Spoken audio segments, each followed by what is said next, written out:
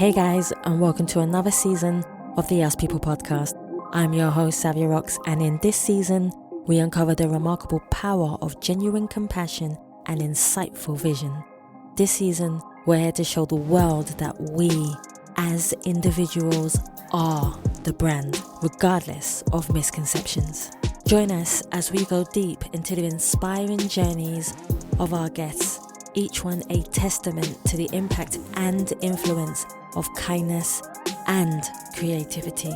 Don't just take my word for it. Hear their stories, feel their passion, and discover the transformative potential within us all. So stay tuned as we shine a light on the truth that connects us and inspires change.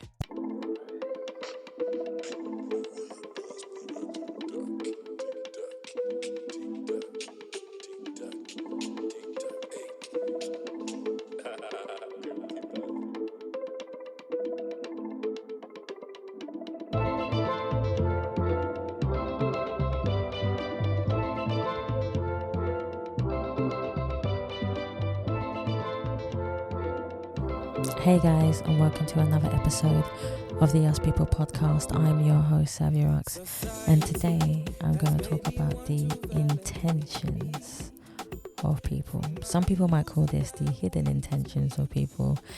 Some people might turn around and say these are the intentions of understanding people. So there's so many things you can talk about when you talk about the intentions of people and their beliefs and how they use their vocabulary to be able to get what they want out of a person. One of the fundamental things that I will talk about is I've been extremely lucky to work in so many different sectors and for people and with people in organizations. But the one fundamental thing that always sticks out for me is the politics within organizations and just working with people. If you are a person that stands behind and watches often like I do, you'll realize immediately, because your intuition is the key to your soul and the key to reading other people's souls, is that as soon as a person is able to be around someone or talk to someone or be in the space of someone who is powerful or someone who can get you to where you need to be. They don't need to be powerful. They can just be a person that gets you to where you need and want to be. This is where the person who wants something will use their intentions of vocabulary and the way that they act towards a person to be able to get what they want from another person. So we can start off by talking about people generally having goodwill, because there are people who generally have goodwill, who go into a workplace or freelance or do what they love with passion and go in with the most beautiful intentions of wanting to do the best to collaborate with you and share the credit with you of what you do and how you do it, and want you to prosper, to do good in what you do. Those are the people that you carry with you. Those are the people that you say yes to. But often, now this is the thing with these situations, often there are people in the world who have beautiful intentions for you, want the best for you. But the problem is, I find, is that there are more bad people than there are good people. So it can be potentially hard to fight off people who are, like you say, manipulative, who are conniving, I'm going to say how it is, who are conniving and want something from someone and just use them to be able to get where they want and just go. They don't help anybody else, they purely help themselves. But the people that I'm talking about at the moment are the people who have pure intentions and want good for you. And that's the most beautiful thing that you can have when you find those people. The only thing that I find, even being one of those people who always have pure intentions for people and wanting the best and always wanting to give the best advice, and even coming to tears sometimes or having tears sometimes in front of those people, because you can see the bad intentions or the intentions of people when they talk about people behind their backs or so on and so forth. And I don't believe in doing all this. I just believe in just saying, you know what, this is how things are, and I want to help you to be the best that you can be. I don't want you to fail. This is the key for me. I'm in the position that I am because I don't want you to fail, and that's why I'm there. But there are other people who don't see that. There are people in the world who go, no, I'm out for myself, and that's how life is, and that's how all people are. No, all people are not like that. There are, like I say, beautiful people who have the best willing intentions for you in order for you to strive to do better. But like I said, it's often those people who have pure hearts are fighting off way more people whose intentions are very different. So that's definitely something for people to keep in mind. The next one I will always say is the intentions of giving a service. I often speak about giving a service, and many people have, like I say, different intentions of how to give that service to someone. Some people give a service of quality, of the highest quality, because it's your reputation on the line. But there are people who give a service only for the money and only for the reputation. Now, you define which one you want to be. And it's also really important about the critical decisions that you decide to make for yourself and other people in having the intentions that you have. One of the best ones I like to talk about is having clear boundaries, and communication with people. Sometimes, especially when you're dealing with people in certain environments, especially in the public sector or customer service, you need to be clear on what you're trying to say or what you want from the get-go. I always say that to people. And when I talk about hidden agendas, like I said, there will be people who will do things in a very strategic way in order for them to get what they want. And it happens very, very often in workplaces. And it's like having a motive, which is also change within circumstances. And this is where people get stressed out a lot. A lot of people get stressed out within their workplaces because their intentions are not always clear, or their communication is not always clear. And that's something that you have to be very precise with when you're talking to people. Also, your behavior. Your behavior says a lot about who you are, and the attitude of what you say says a lot about you also. They say that your body language is 93%, but what you say is 7%. So make sure what you say also in your body language is what you're feeling and what you're showing as well. And a lot of people don't realize that because they don't take time to do research. Don't paralyze yourself from the get-go. A lot of the time, like I said, we often get judged based upon how we look even before we open our mouths. So your body language will say whether your intentions are pure or not. But then there's something special too.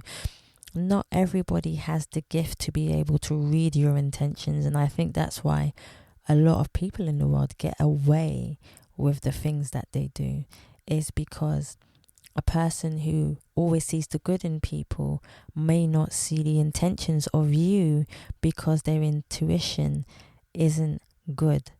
And I don't mean it in a bad way. It just means that they just might be pure-hearted, and they might just think, I want to give someone a chance. Whereas somebody who does have really good intuition and is able to read people will understand and see from the get-go, straight off, who you are and whether they should work with you or not. It's also about knowing the system of how to do things, not to play things, but how to do things. And we can get into that maybe some other time, but I just wanted to drop these on you just to leave these in your mind for you to think of. There's also so many other things like your emotional fear. Anger is another one. Being strong, influential, having your own motives, having compassion and empathy is some of the key things that I deal with in my life a lot of the time, is having empathy, compassion and kindness in everything I do. And sometimes I think that people misconstrue that for other things, thinking that I want something in return, and it's not at all. It's because I have the kindness and the way that I articulate myself to have kindness. And I think your voice, the resonance of your voice and how you say it, they say it's not what you say, it's how you say it, that plays a major part in your life. And I think these are the key things to receiving what you want in your life also, is being able to understand that part. There's also politics. Oh, I can talk about this one all day. So there's politics within work environments. No matter where you go, there's always going to be someone or something who will raise some kind of politics around you. Now, there's so many ways that you can deal with people who have politics. You can shut them off easily, shut them down, tell them how you feel, walk away from the scenario. You can also do that. Or you can stay humbly quiet and just observe and just watch things as they escalate, knowing to either do something or know when to walk away. And sometimes it can be really hard to walk away, especially if you see someone that you care and you love who gets hurt or is being mistreated by a lot of people. And sometimes there are beautiful people in the world who get hurt by people when they're in a position of power and they're barely learning. They just got into that position and they're just learning. One of the things that I often do is learn to give people space to grow. I'm going to say that again. Learn to give people space to grow. Sometimes you want to help people to get them out of situations, but sometimes you have to allow people to get hurt, because allowing someone to get hurt, and that is not a bad thing, allows them to grow. And this is where your boundaries come into it, because if you're always protecting someone from getting hurt, that person will never learn what hurt is and how to grow. You can be there for them, don't get me wrong, when you can and when you want to, but sometimes watching from a bird's eye view or just standing at a distance just to see them, to see how they act, to see how they respond to things, can also help them. So that's another fundamental thing for them to learn also. But when I talk purely about intentions, it's to make sure your intentions are pure. I can't speak for everyone. I can only speak for myself.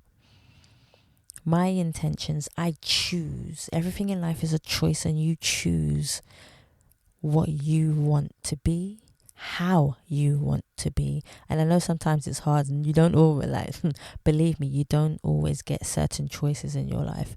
But the ones you can control, or the ones you can steer in some kind of direction, do it with the most purest intentions. I find karma plays a huge part. And I also often talk about karma and how karma plays a part for you and in your actions, and how karma plays out in the things that you continuously do in your life. And I always say this, don't blame yourself for one bad task that you've done in your life, because you can counteract that choice with another one that could be a blessing and could be a beautiful choice that you can make. So, and just be aware of the things that you do. Remember to always be clear and acknowledge when you're being treated fairly and unfairly. There's nothing wrong with you having an opinion. You are allowed to have an opinion. So what I say in this part is, I want to say thank you so much for listening to my perspective on people's intentions and how they use their intention. I'm sure somewhere along the line we will get deeper into this in a lot more detail, but these are things just for you to think about, just for you to let fester in your mind, to understand what are your intentions, why do you have those intentions, what has happened to you in your life for your intentions to be that way or to have that purpose. So from me, guys, I want to say thank you so much for taking the time to listening to me again. This is Savia Rocks. Continue to be kind to one another and take care. Society has made me want to validate me from my illusion that awaits me, from how the people will perceive me. It's my illusion that awaits me. We fight in our war with ourselves. Our mental